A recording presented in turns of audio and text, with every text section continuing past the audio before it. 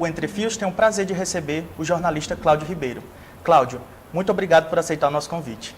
Eu agradeço muito a oportunidade de estar novamente na UFC, falando aqui no curso onde eu me formei, onde eu gosto muito de voltar e quero voltar sempre. E obrigado pela oportunidade. Cláudio, inicialmente eu queria te perguntar sobre a sua trajetória dentro da Universidade Federal do Ceará. Você que cursou jornalismo aqui e teve a sua graduação terminando em 1997. Quais fatores na sua vivência que fizeram você entrar no jornalismo? Nossa, essa é uma pergunta que eu vivo tentando rememorar um pouco, de vez em quando, né? Que acho que já faz um tempo. Eu lembro que no terceiro ano do ensino médio, ainda lá para trás mente, eu fiz uma redação do segundo semestre do terceiro ano e zerei. Eu fugi ao tema. E o professor me conhecia, o professor de redação me conhecia, sim, dizia que eu gostava do que eu escrevia tranquilo e tal, assim, bem relaxado, mas não só aquelas regras da redação para passar no vestibular. Mas eu gostava de escrever realmente, gostava muito de letras, estar ali na literatura bem. E eu zerei na redação. E eu ia fazer engenharia civil.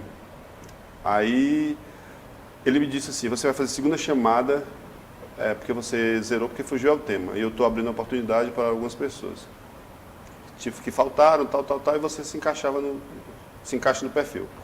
E aí eu tive uma redação, depois que foi muito legal, muito boa, tal, e ela foi lida na aula sem ele dizer quem era o aluno.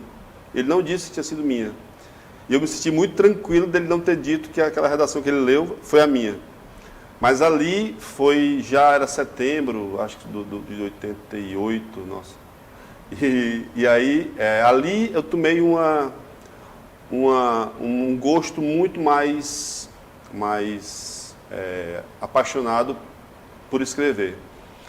Mas não me sentia ainda um literato, um escritor, um jornalista. Não, mas eu me aproximei muito mais do interesse do curso de comunicação social. Acho que ali eu desisti da engenharia civil, ali e no dia que fui fazer a inscrição no curso 12 da UFC, né? Eu me senti jornalista quando eu fiz matérias, comecei a fazer matérias, mas eu me senti muito jornalista, estudante, já me senti assim, que eu queria fazer aquilo que estou fazendo até hoje e que só fiz isso até hoje, quando eu participei de uma série de entrevistas da revista Entrevista da cadeira de jornalismo impresso. Ali me deu assim o gosto de fato pelo jornalismo, porque eu entendi o que era produzir, como tentar perguntar do jeito certo, como perguntar e não interromper o entrevistado no momento errado, ou como perguntar no momento certo a pergunta mais pertinente, ou a escada certa para o entrevistado, porque é um jogo de bate e volta a conversa com o entrevistado, não é só um monólogo, é um diálogo, isso é fundamental. E aí você vai para uma entrevista sabendo o que perguntar. E você vai para uma entrevista tendo o que perguntar e querendo descobrir o que não está dito na sua produção. Eu acho que esse é o exercício da entrevista. E ali, o apaixonar é meio, talvez soe piegas, mas ali eu me encantei. Ali eu fui, né, acho que o Aedes aegypti do jornalismo me pegou. Ali eu me senti, assim, numa profissão que eu escolhi certa, eu marquei o curso 12 no momento certo, na cabine lá de inscrição. E ali eu quis ser jornalista, de fato. Eu comecei a trabalhar muito, muito cedo no jornalismo, mas ali foi, digamos, as outras experiências dentro do jornalismo, aquela foi uma das mais marcantes. Assim, teve a cadeira de rádio muito marcante, a cadeira de comunicação comunitária, de outros currículos que vocês não vivenciam hoje, mas assim, foram experiências que eu vivi muito fortes, que me tragaram para o jornalismo. Essa foi a minha experiência inicial e foi como o curso me trouxe, me formou, me conduziu, me deu base para ser jornalista. Cláudio, você entrou no mercado de trabalho muito cedo, antes mesmo de se formar na universidade. Como foi esse ingresso tão precoce na rotina jornalística? É um outro momento, as redações, elas lidavam ainda com essa situação do jornalista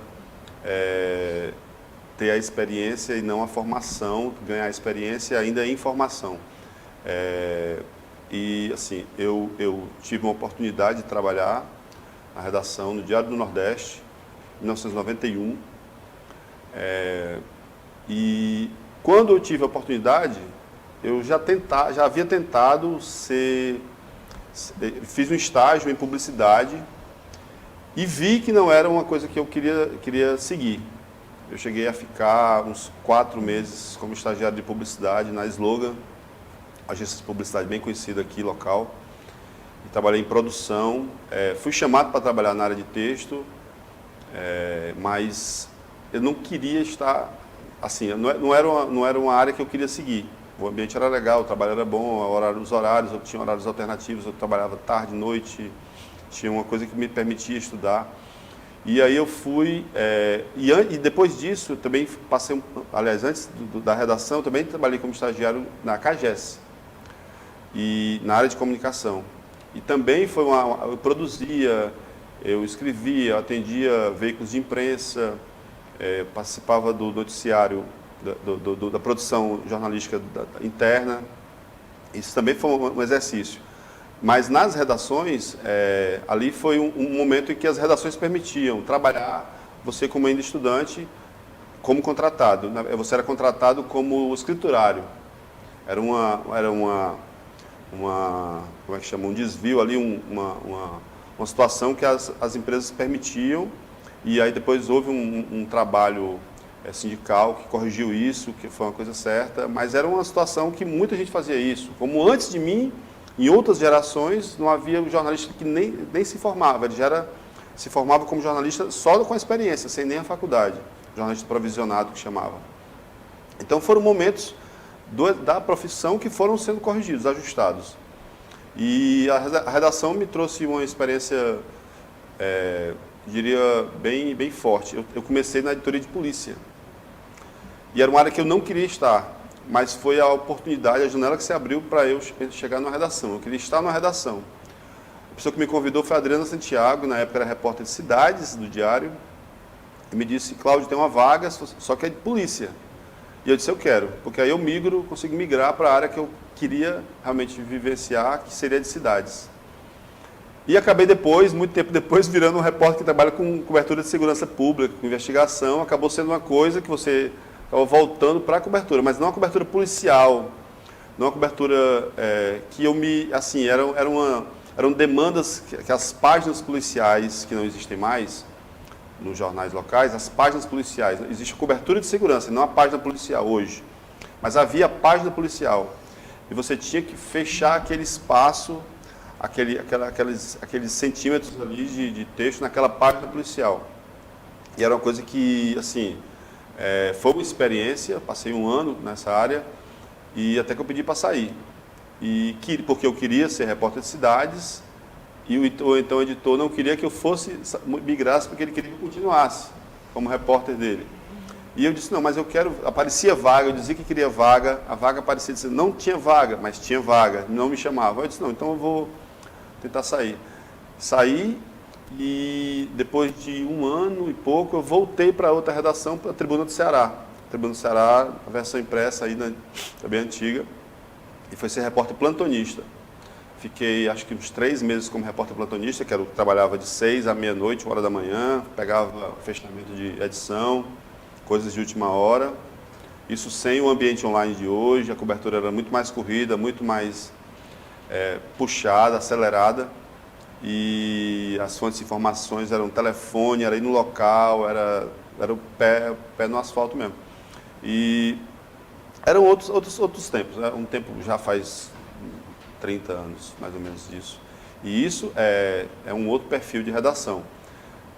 E depois aí eu acabei sendo, na Tribuna, acabei mudando para o horário para ser repórter de cidades, realmente. E ser repórter para trabalhar numa área que de fato queria. E aí foi uma situação muito legal, porque aí eu passei a trabalhar com reportagens. E foi assim, eu vivi coisas na Tribuna do Ceará que era uma geração que passou pela Tribuna: Demitri, Túlio, Carlos Eli, Arlen Medina, José Leal, Walter George, uma turma assim que depois fez uma carreira no jornalismo grande, Neila Fontinelli, são repórteres, são jornalistas que conseguiram trabalhar no meio, fazer um bom caminho. Marise Pontes, Rebeca Fontes, estou lembrando aqui, Fernando Barbosa, Roberto Maciel. Assim, aí nós fizemos a Tribuna do Ceará conseguia trabalhar com furos de reportagem que até então ele não tinha, não era da rotina da Tribuna do Ceará. E isso, assim, estimulava um jovem jornalista a querer estar na redação, a querer dobrar a jornada, porque queria aprender, assim, estava já vivendo o jornalismo. Foi na Tribuna que eu participei, na cobertura estava com o fotógrafo que acabou virando refém no sequestro do Dom Luiz Loscheider, estava dentro do presídio. O Evalino Neres foi refém e eu estava do lado dele, só que ele acabou sendo puxado para um lado, eu fui para o outro, escapamos eu, Nonato Albuquerque, Adriana Saboia, por um corredor, e quem salvou a gente lá no sequestro do Dom Luiz, o Dom Luiz refém, a turma toda refém, tiroteio e tal. Quem resgatou a gente para uma cela e protegeu a gente de também não virar refém foi o Mainha, o pistoleiro Mainha. E, na época, presidiário, detento do IPPS. Vivi coisas muito legais e no Povo, depois de 95, a Fátima Sudário, então editora de cidades, me convidou para trabalhar como repórter de cidades. E aí eu estou lá no Povo até hoje, já passando por várias cadeiras lá dentro da redação. Bom, você foi ganhador de 5 prêmios ExxonMobil, o antigo prêmio ESSO, que é um dos prêmios mais importantes que é destinado aos profissionais de imprensa no Brasil. Além de ter sido mencionado pela Sociedade Interamericana de Imprensa, como você se sente de ter seu trabalho tão reconhecido e prestigiado? Eu me sinto muito bem, mas esse não é assim, de verdade, isso não é o que eu almejo quando eu faço uma reportagem. Eu quero fazer uma reportagem para mostrar uma história, para contar uma história, para tentar cercar um assunto. E esses projetos, o prêmio ainda chamava Prêmio ESSO na época, virou ExxonMobil já na reta final e acabou depois sendo suspenso, quando ele mudou de nome, né? E é o prêmio, realmente o prêmio mais importante que o jornalismo brasileiro já teve e tal, mesmo que ele já tenha sido desativado há uns 7, 8 anos, ele ainda tem uma relevância de reconhecimento, é uma aferição ao trabalho jornalístico, de fato. Não tem como você não se sentir bem quando você ganha um prêmio, isso é mentira. Mas a gente tem um trabalho coletivo muito bom e quando é um trabalho também autoral, quando você ganha um prêmio sozinho, é uma sensação muito boa. Você tem uma correção de cobertura, você tem um ajuste de informação, você tem você cerca o assunto muito bem, você aprofunda o assunto. A Sociedade Interamericana de Imprensa, ela reconhece trabalhos no continente americano todo. Então a gente foi visto por jornalistas, por julgadores da América do Norte, da América Central e da América do Sul. A gente concorreu com periodistas, com jornalistas de todos os países do continente todo. A gente tem uma avaliação mais ampla. Foram trabalhos... A cobertura do Furto ao Banco Central foi um desses trabalhos, que foi de uma relevância para a nossa trajetória profissional muito grande.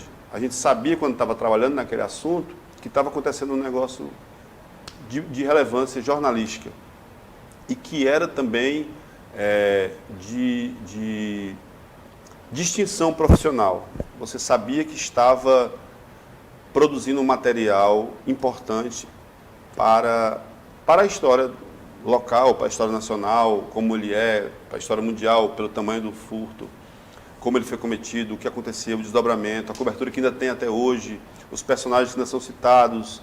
Nós trabalhamos informações inéditas 15 anos depois.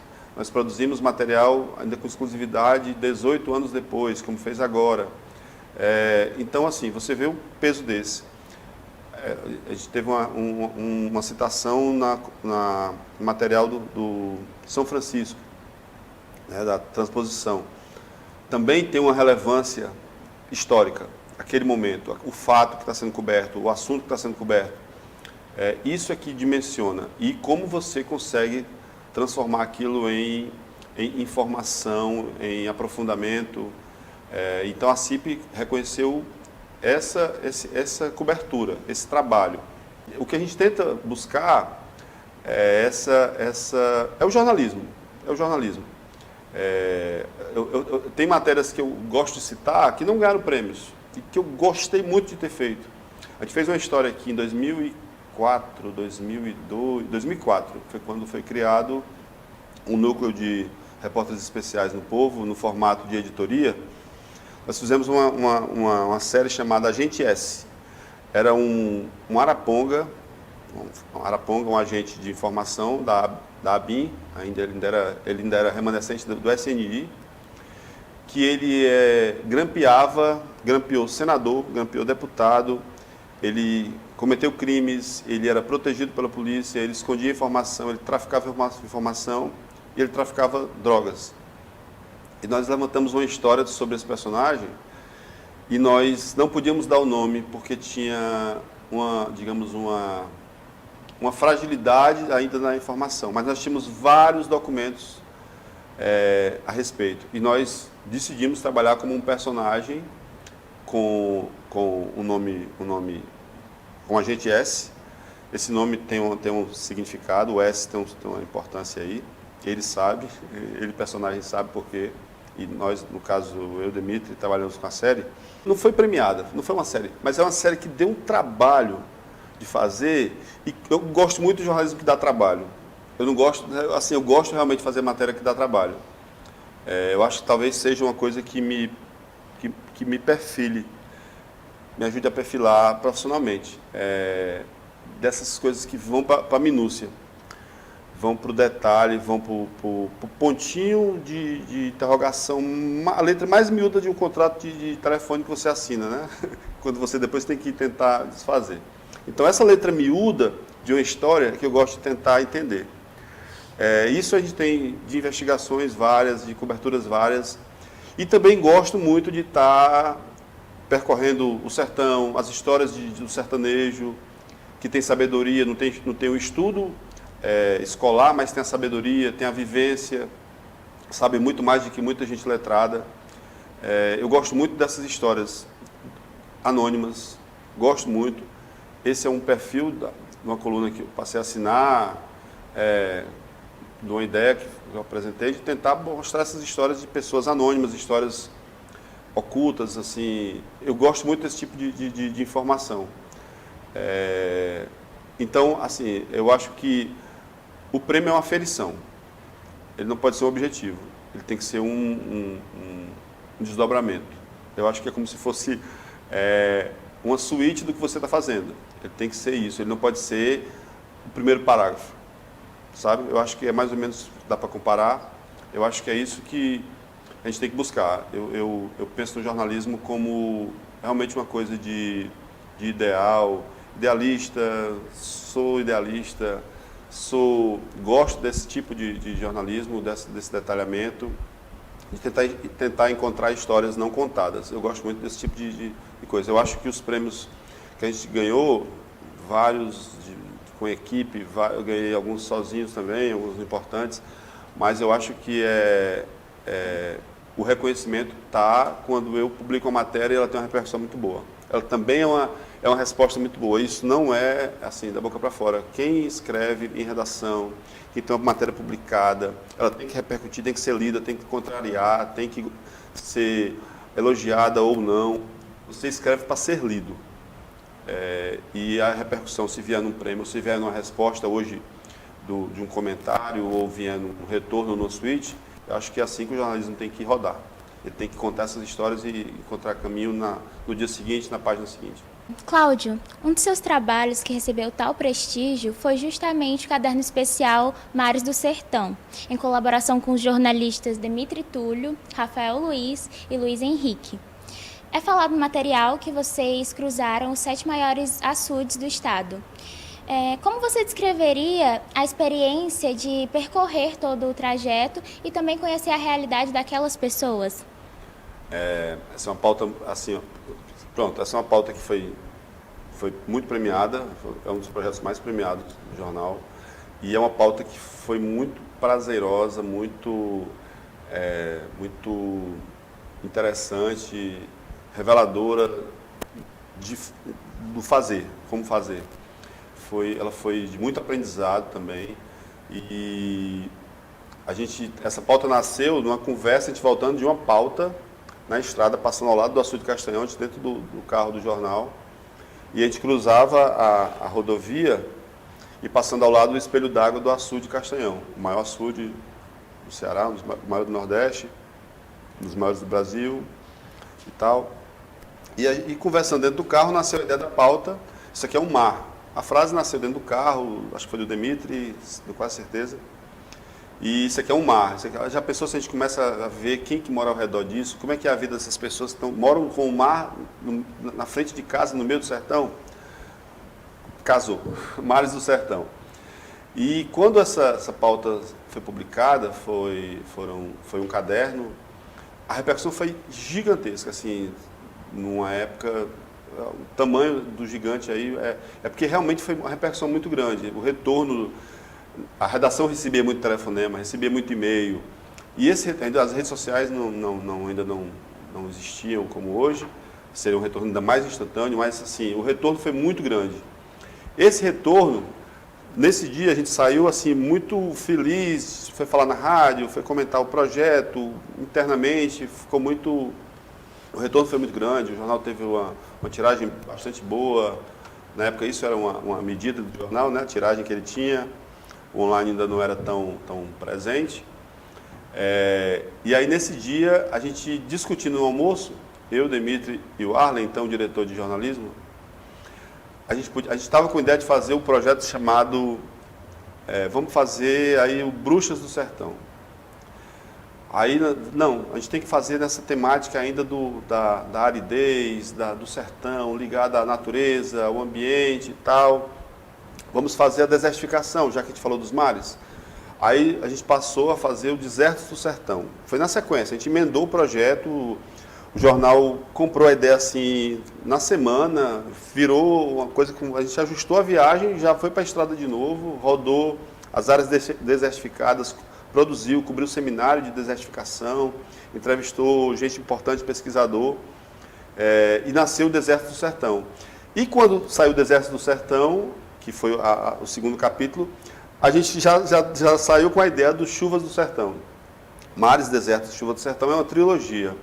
E essa trilogia ela foi muito reconhecida em prêmios, foi 9, 10 prêmios, sei lá quantos foram, nacional, internacional. A CIP, acho que citou também, concorreu ao Prêmio ESSO, ganhou o Prêmio ESSO, ganhou trocentos aí. Realmente eu tenho um anotado e até no dia desse me pediram, a própria jornalista de companhia pediu para eu atualizar, eu não sabia. E aí a gente fez o Deserto de Chuvas do Sertão, a gente passou então do Mares ao Chuvas, a gente cruzou um ano. A gente pegou os Chuvas, a gente ia mostrar como é que era a recarga dos açudes. Justamente naquele ano de 2009, houve uma grande enchente no Ceará. Destruidora, destruiu Jaguaribe, destruiu a região do Curu, destruiu a região de Crateús, o rio Poti, que vai para o Piauí, alagou tudo, inundou, o Ceará ficou debaixo d'água, realmente você não tinha como cruzar a estrada, BRs, estradas rasgadas por rios que cobriram cidades, foi um negócio assim muito destruidor. E nós fomos cobrir então, saiu a demanda de cobrir a enchente e fazer o projeto da chuva, porque tinha regiões que estavam ainda preservadas de chuva e que tinha exatamente essa ressignificação do sertão. O sertão tinha se renovado, tinha ficado verde, tinha ficado bonito de novo, tinha ficado cheiroso, tinha ficado sorridente. O sertão sorri quando chove. O sertanejo reza e sorri quando chove. E a gente viu isso no meio de uma cobertura de tragédia. Então, para a gente, esse foi um grande aprendizado. Eu ainda me lembro muito assim, na pele, eu estou aqui realmente sentindo a memória no meu braço aqui, quando a gente viajou para cobrir isso, e cobrindo crianças chorando, mãe que perdeu casa, mãe que perdeu filho, gente que perdeu familiar, perdeu tudo. que estava morando em abrigo, que estava dentro de escola, dentro de ginásio. O estado estava sem poder ser cruzado, porque tinha uma equipe para o Jaguaribe, uma equipe para a região Zona Norte, a mais alagada geralmente, sempre é. A gente estava lá. A gente passou 12 dias viajando por chuva e por ressignificação do sertão. Então, por tragédia e pelo simbolismo do novo sertão. E nós trouxemos esses dois projetos, a cobertura factual e o projeto do terceiro capítulo do sertão, Mares, Desertos e Chuva. Então, esse aprendizado desse projeto, da trilogia, foi muito grande. E a gente tinha sido finalista, vocês estão citando a questão, a gente tinha sido finalista no Mares e foi finalista com Desertos e Chuvas, como um capítulo só, embora fossem dois, e nós fomos finalistas. Nós não ganhamos aqui, ganhamos vários aqui. Aqui a gente ganhou, foi finalista em gráfico, finalista, acho que ganhou alguma coisa assim, realmente não lembro. Mas, assim, a importância de cobrir o sertão dessa forma, eu acho que foi um dos projetos mais assim, exitosos profissionalmente, ou de aprendizado profissional para a gente.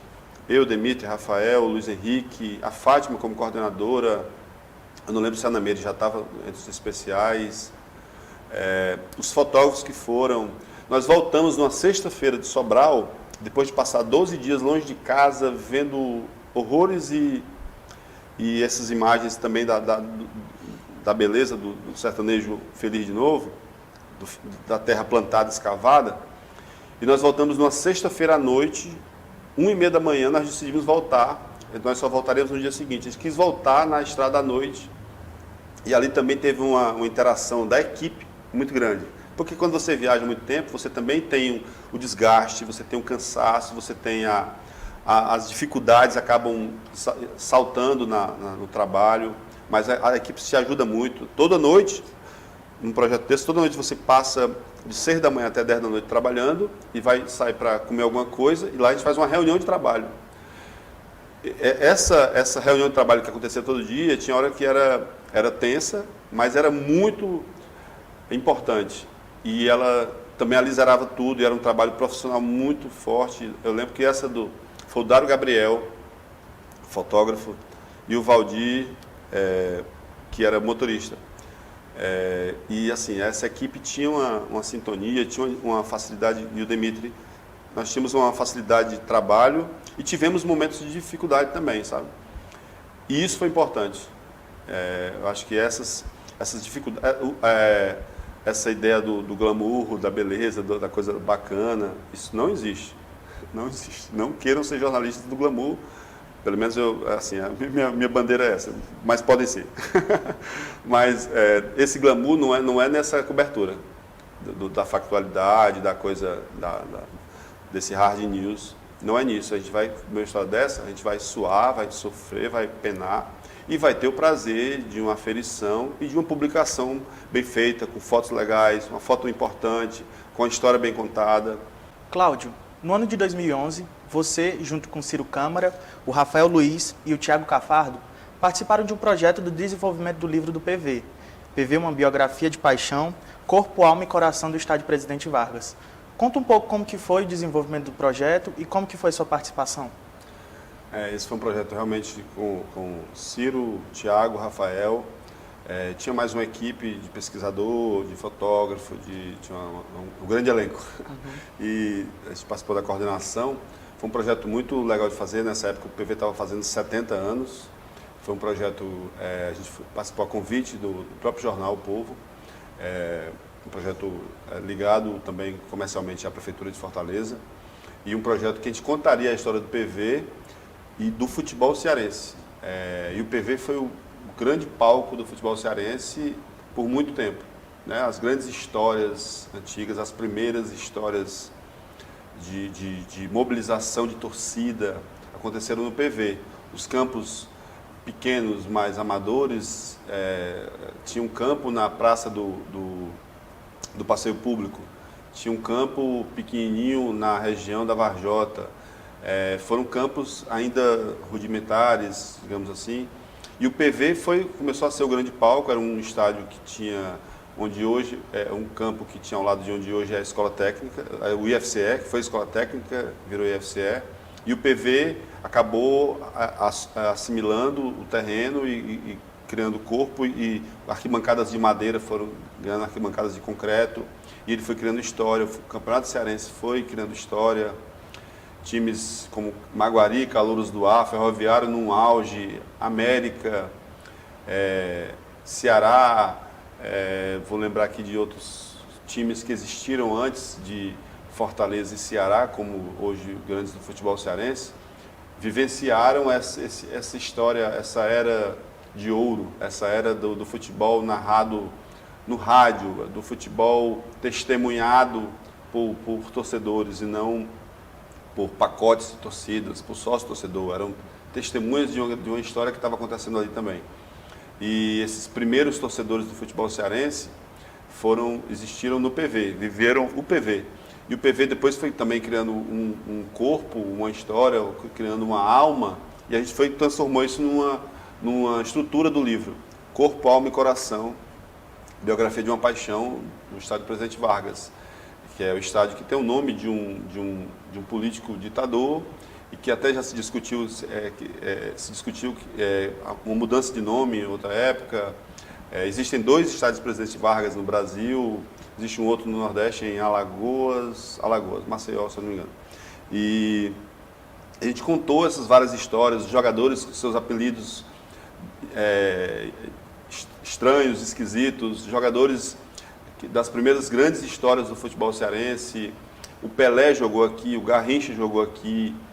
Então a gente foi contando essas histórias, teve show de striptease dentro do PV, teve tourada dentro do PV, teve bingo, teve assim, uma série de situações que você nem imagina que aconteceram aqui no palco do futebol cearense, o então maior palco do futebol cearense, até a chegada do Castelão em 74. E quando o PV completou 70 anos, um dos marcos importantes foi a publicação desse livro, feito com Ciro, Tiago, Rafael e mais uma equipe também por trás, com estrutura de pesquisa.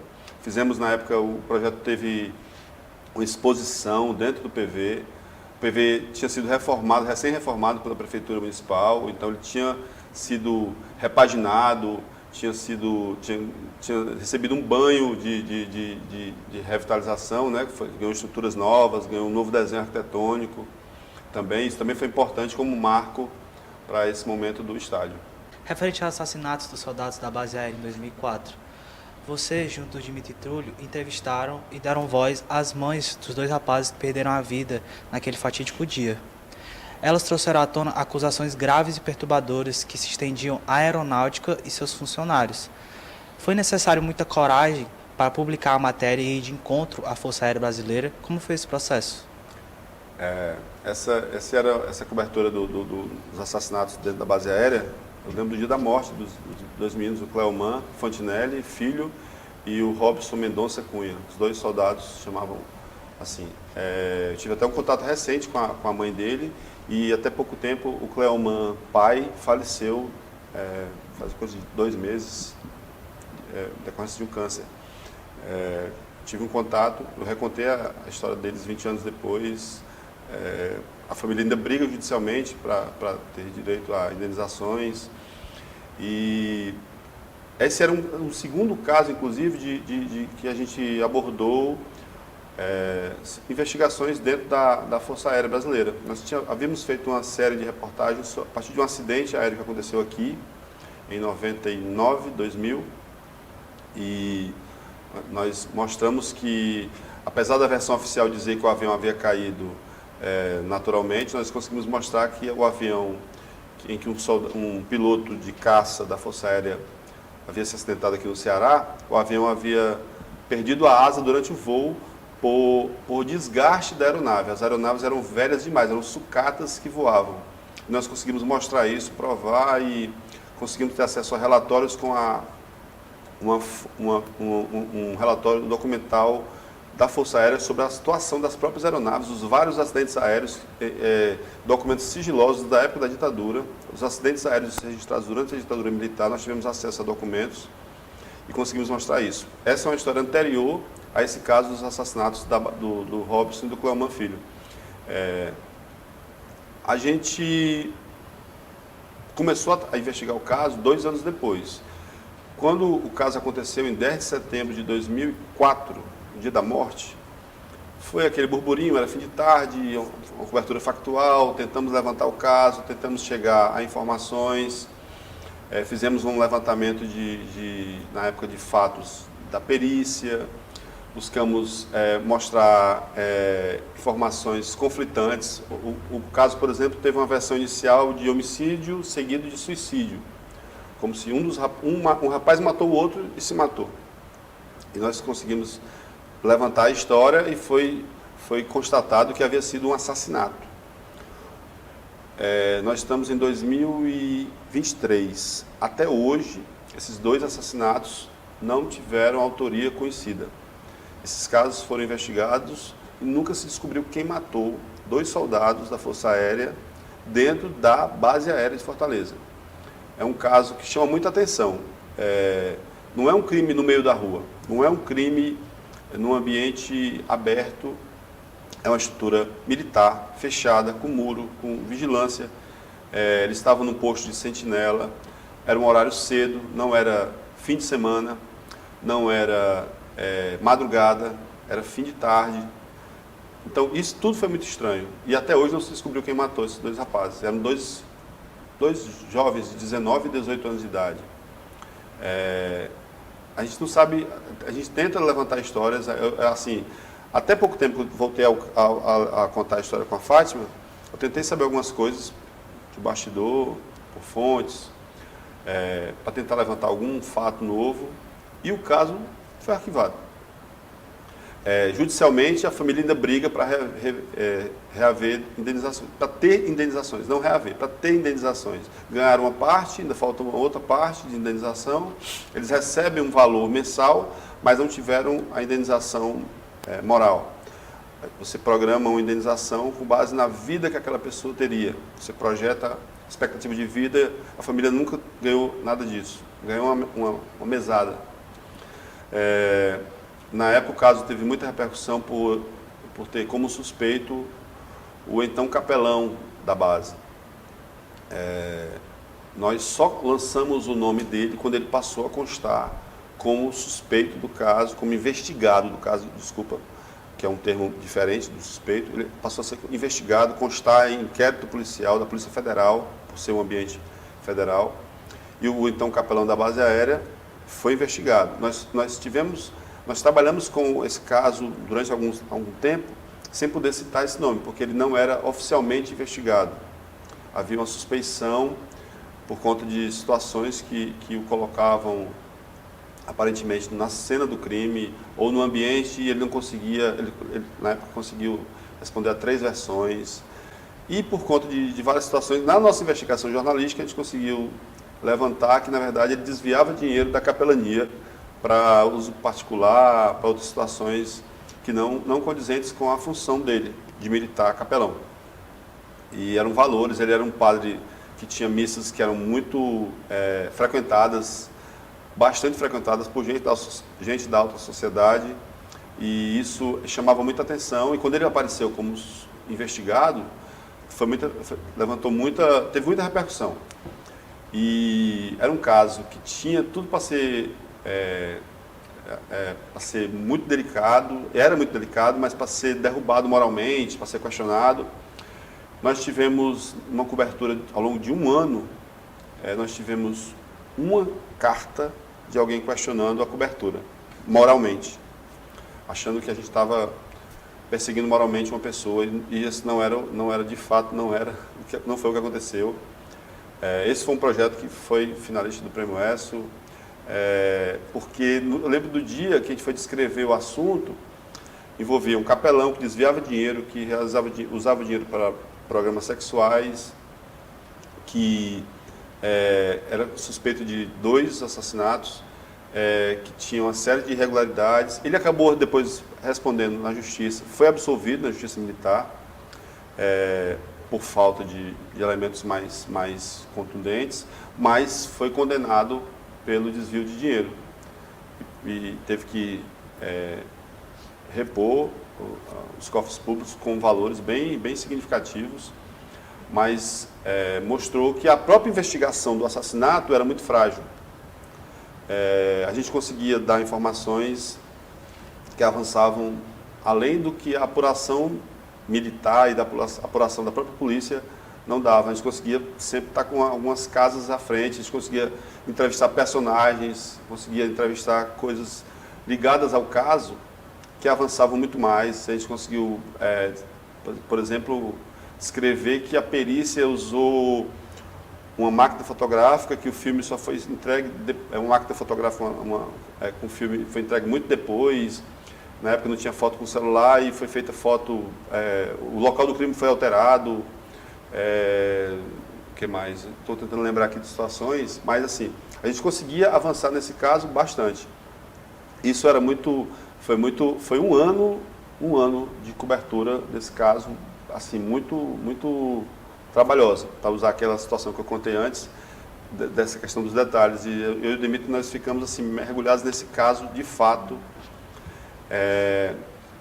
Vivemos a apuração, a gente trabalhava folga, dia de folga, final de semana, dobrava, voltava com informação nova, e eu nunca contei quantas matérias nós publicamos. Mas um dia eu vou fazer esse levantamento para contar, e foi bastante coisa. E realmente, assim, se há uma coisa que eu queria que tivesse um desdobramento jornalístico, era saber quem foi que matou, quantas pessoas. Até o comandante da base aérea chegou a ser apontado como um possível envolvido, mas foi descartada. E nós, no meio dessa investigação da base aérea, para citar uma terceira, a Receita Federal havia doado pneus para a base aérea. Esses pneus deveriam ter sido usados para veículos militares. Oficiais de alta patente desviavam pneus, vendiam para clubes de rally aqui locais. Nós conseguimos contar essa história. Essa história também concorreu a umas histórias aí de prêmios e tal. E era uma história que nasceu dentro da apuração do caso do soldado, da morte dos soldados. E assim, até então eram ambientes muito complicados, sempre foram, sempre serão, e que nós estávamos assim, numa transição, fazia 10, 15 anos que havia uma ditadura no país, e a gente conseguia entrar em ambientes que eram bem difíceis de entrar. E a gente conseguia informações que mostravam que aquele não era um ambiente imaculado, não era um ambiente que não cometia erros. Os militares não cometem erros, os militares cometem erros, cometem crimes, não todos, mas os que cometem crimes, erros, e devem responder por isso. A gente mostrava que havia distorções dentro do ambiente militar que não deveriam acontecer. Um assassinato, um desvio de pneu, um acidente que deveria ter sido contado de um jeito que não foi, verdades não contadas. Então a gente foi, para contar assim, três casos dentro do ambiente militar que a gente investigou. No dia 5 de setembro de 2023, o senhor redigiu uma matéria que falava sobre a redução da pena de Antônio Jussivan Alves dos Santos, o alemão, que foi um dos mandantes do caso do assalto ao Banco Central, e cita esse como ainda hoje o maior furto que já aconteceu no Brasil. O senhor participou da apuração desse caso na época. Como foi a condução inicial desse caso? O furto ao Banco Central é uma cobertura muito grande, é uma das maiores que o jornal já fez, assim, de aprofundamento, de relevância, uma equipe muito grande que trabalhou nesse caso, a redação inteira trabalhou nesse caso. Numa fase inicial, foi um assunto que dominou o noticiário local, nacional por muito tempo, e que se você contar uma história hoje, como recentemente você citou a data, eu nem lembrava da data, ainda tem repercussão, ainda tem interesse de leitura. É um personagem que chama muita atenção, o alemão, ainda está preso, ele teve uma redução de pena, mas ele ainda responde por outros crimes, mas em relação ao próprio furto, ele já está preso há bastante tempo, desde 2011, o furto foi 2005, desde 2007. Ele vive em transferências em penitenciárias federais, chegou a estar aqui, chegou a voltar para a penitenciária federal, já pediu para voltar, é mantido em penitenciária federal, porque ele tem uma periculosidade descrita pela justiça como muito alta. Isso é perfil que o faz que o mantém lá, né, nas penitenciárias federais em Catanduvas, Rio Grande do Norte, Roraima, circula em Brasília, já passou por algumas.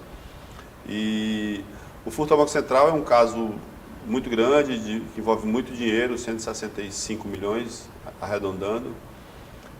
Envolve um plano muito bem tramado de cavar um túnel por debaixo de uma avenida, de uma caixa forte inviolável, até então inviolável, um grupo muito pequeno, numa empresa camuflada como empresa de grama sintética, que ajudava a esconder a ideia, a explicar a ideia da areia, um grupo de 15, 20 escavadores, e que depois acabou sendo um dinheiro que foi para vários caminhos e alimentou outros crimes, e parte do dinheiro não foi encontrado, que também alimenta várias versões, e que tem dinheiro ainda enterrado, ou que tem gente que ainda está vivendo disso.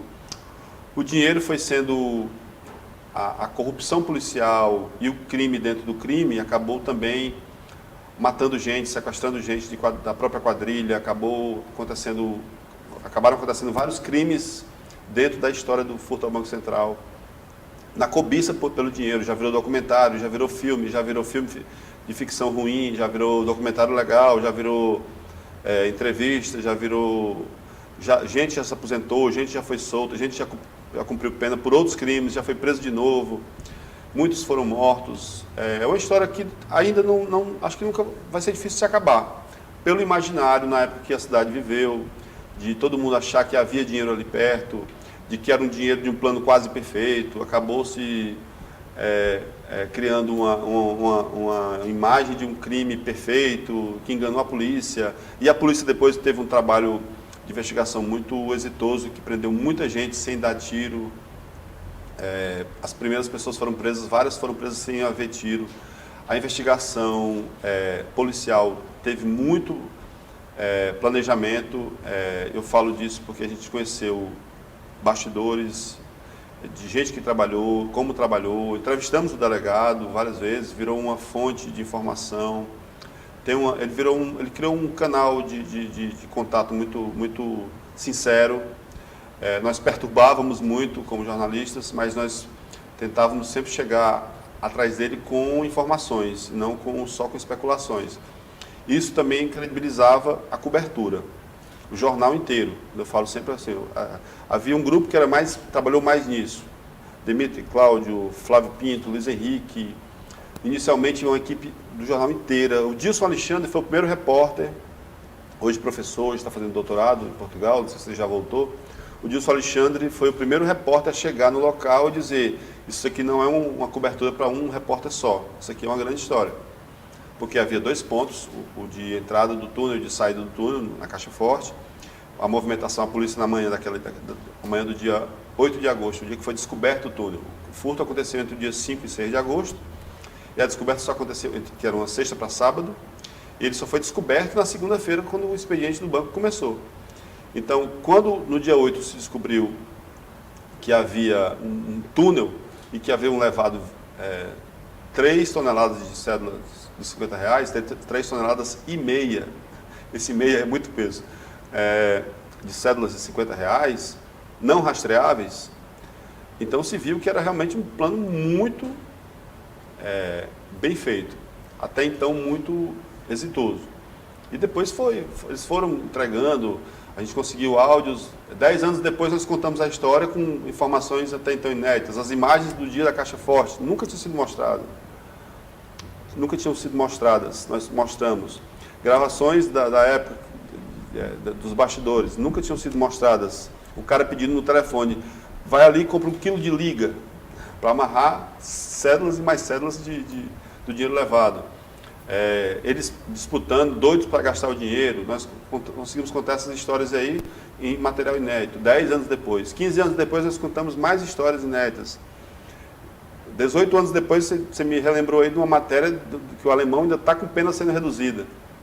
Então é um caso que ainda está em aberto. Vai rolar aí, é um caso que vocês talvez contem essa história já nas redações, quando vocês estiverem lá. A gente sabe da influência que a imprensa teve na captura dos criminosos, pela constante divulgação de informações sobre os assaltantes e seu modus operandi. Por conta dessa cobertura midiática intensa sobre o caso, Você sentiu que em algum momento sua segurança poderia estar correndo risco? Não, não. Eu até discordo que a influência tenha sido muito da imprensa. Eu acho que teve um trabalho policial aí que foi relevante, foi bem feito. E eu acho que a cobertura ela era necessária, ela era lógica de acontecer, porque foi um caso que teve um interesse muito grande.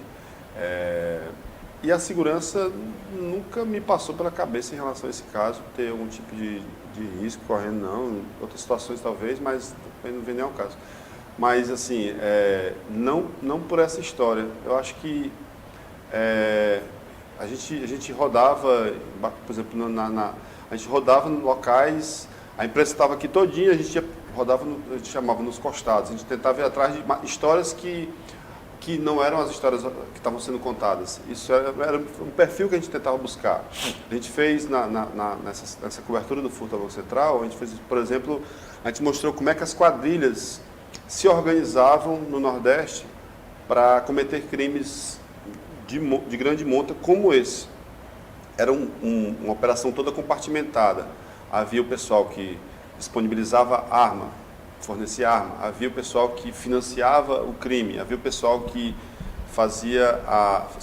faria a lavagem do dinheiro. Havia o pessoal que trabalharia no operacional do próprio furto, na escavação. E como é que essas quadrilhas se encontravam, se conectavam, os personagens, como é que eles faziam seus elos para fazer que o Wendel conhecesse o Léo, que conhecesse a Camila, que conhecesse a Alissa. Então, as quadrilhas fazem isso o tempo todo. Elas vendem serviço. E a gente contou um pouco disso nessa série, na época. Foi, digamos, um aprofundamento, uma fundamentação do crime organizado para um episódio de assalto, de furto, né? O furto qualificado é um crime de pena muito branda em relação a um homicídio, em relação a um sequestro, em relação a um crime de maior gravidade. O furto qualificado é um plano para tirar o dinheiro de alguém sem ser visto.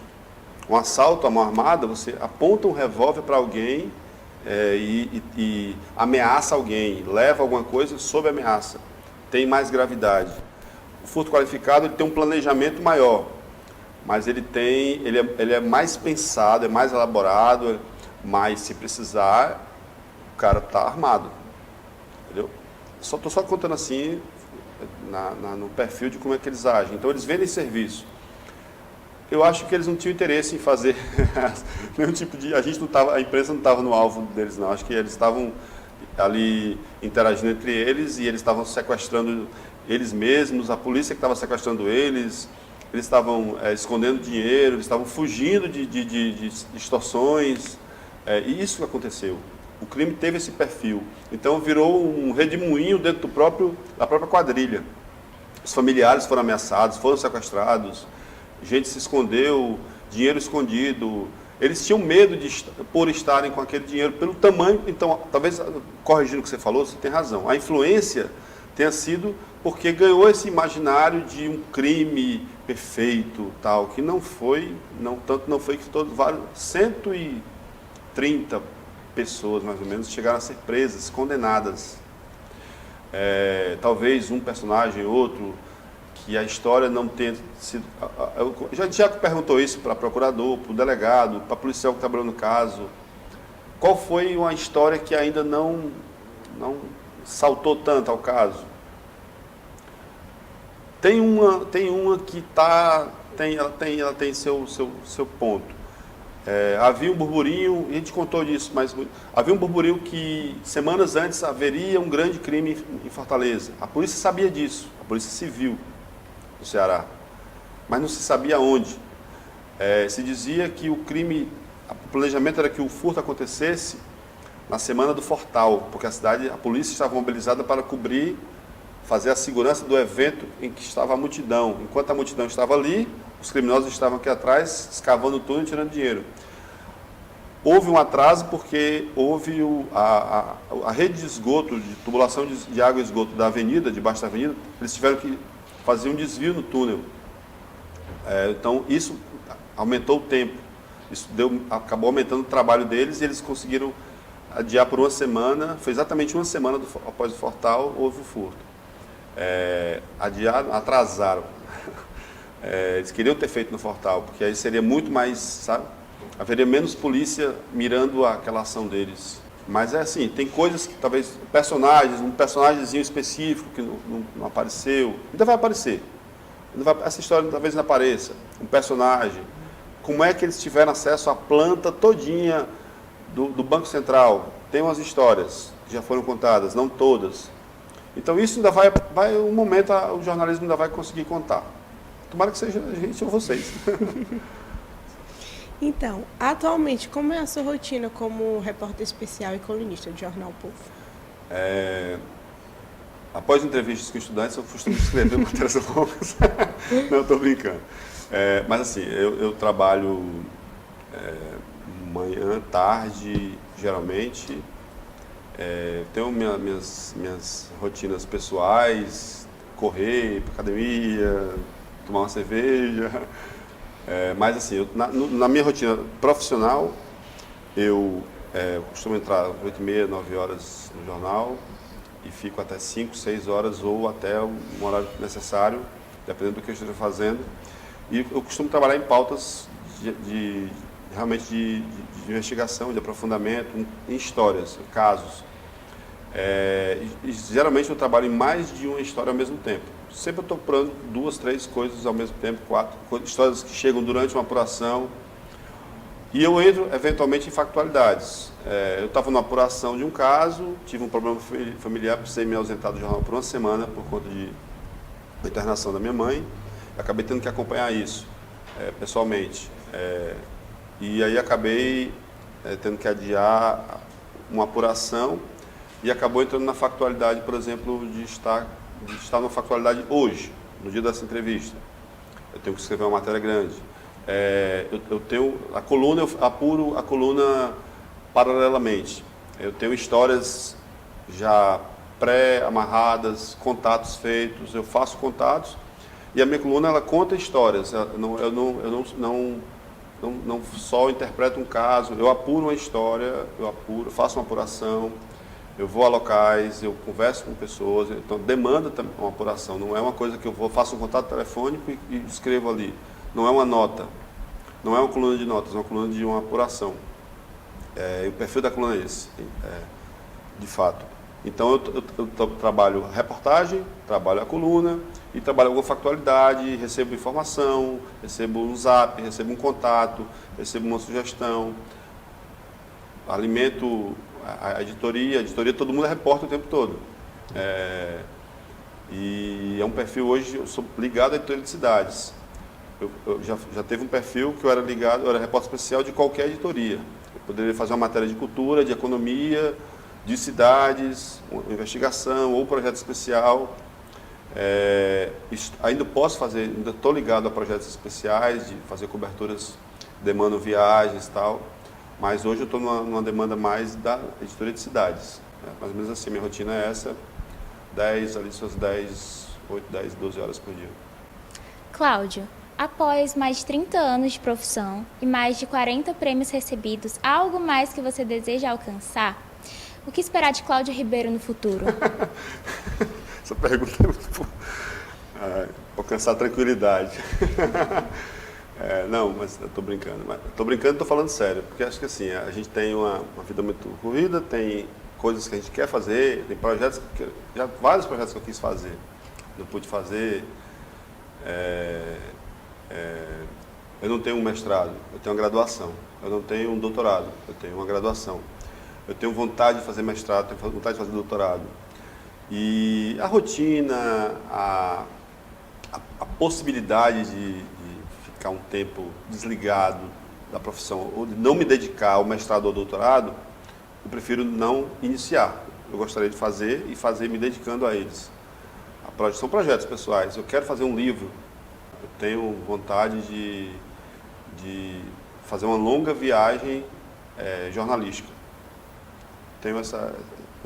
Tenho ideias. Não tenho dinheiro para bancar essa ideia ainda no momento, porque eu espero que alguém apareça aí. Mas isso, acho que todo jornalista meio que transita por esses projetos de futuro, né? O passado é muito interessante, o presente é muito envolvente em alguns momentos e o futuro pode ser revelador de mais coisas. Eu ainda quero ter essa revelação do que vai ser um projeto, se for no jornal, se for fora do jornal. Falo aqui abertamente, sem nenhuma margem em relação a isso. Tenho um tempo de redação já bem bom, queria explorar outras possibilidades. Eu aprendo muito na redação com uma faixa etária muito mais nova. Aprendo demais, de verdade. Essa interação me motiva muito ainda. E queria ainda a permanência de gente também experiente na redação para ainda reavivar o fazer jornal, fazer jornalismo. Porque eu acho que tem que ter a mescla da experiência com o novo olhar jovem, o saber que você tem, eu tenho um saber que você não tem, e essa interação é muito boa. As redações vivem disso. E essa permanência na redação é cada vez mais rápida, é muito cíclica a permanência, a presença.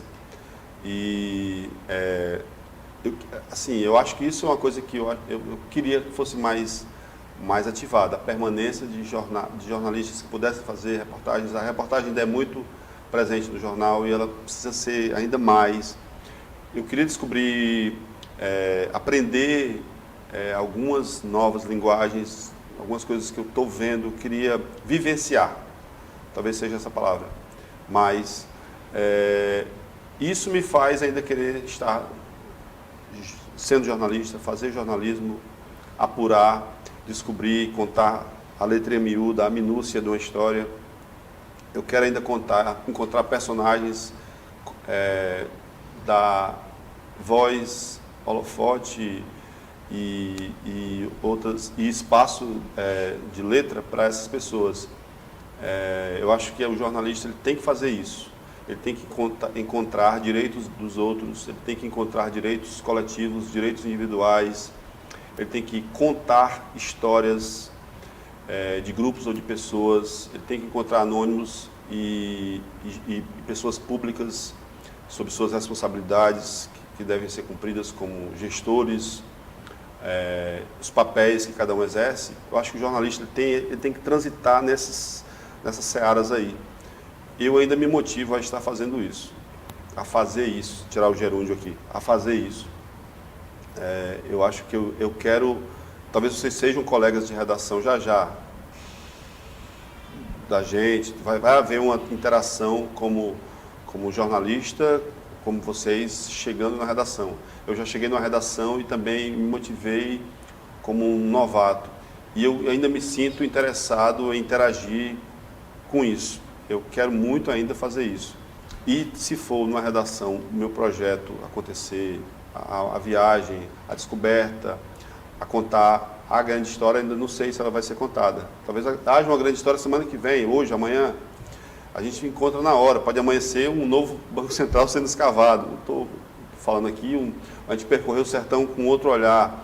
Nós percorremos o sertão várias vezes. Fizemos um livro sobre a cobertura do sertão pelo Jornal Povo. A Peleja da Água é uma série de olhares sobre o sertão. Nós fizemos o que a gente chama de etnografia do sertão. Nós contamos o personagem, os lugares, as histórias do sertão, a mística, a formação cultural, a formação religiosa, contamos a natureza do sertão, contamos épocas do sertão, contamos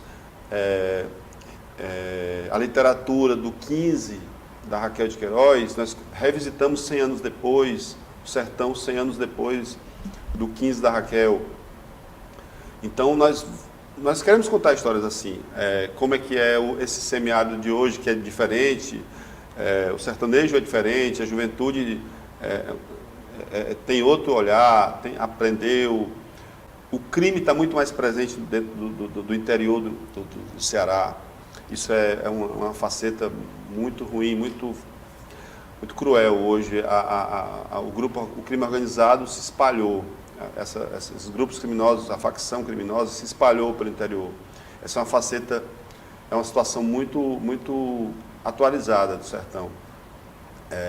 Isso aumenta, piora a relação, acua aquelas pessoas que são generosas, bondosas, que ensinam, que servem o café quando você vai, que não tem água, mas oferece, que tem pouca água, mas oferece, ou que ensina alguma coisa numa palavra, e você tem hoje pichações. Eu estou falando só estou fazendo um recorte.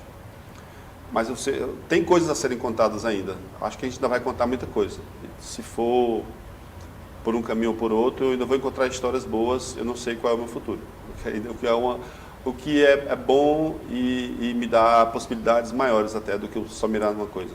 Cláudio, em nome de todos da nossa equipe, eu gostaria de agradecer a sua participação. Obrigado. E a sua entrevista. E dizer que ter o seu nome como referência no jornalismo como um todo, mas principalmente no jornalismo cearense, mostra que nós devemos buscar sempre a excelência e agir de forma coesa e com ética e de todas as outras formas dentro da nossa profissão. Mais uma vez, o Entre Fios agradece a sua participação e muito obrigado por contar um pouco das suas experiências. Eu agradeço muito a vocês, o convite. Me sinto bastante feliz de estar aqui e poder contar essas histórias. A gente fica por aqui e até mais.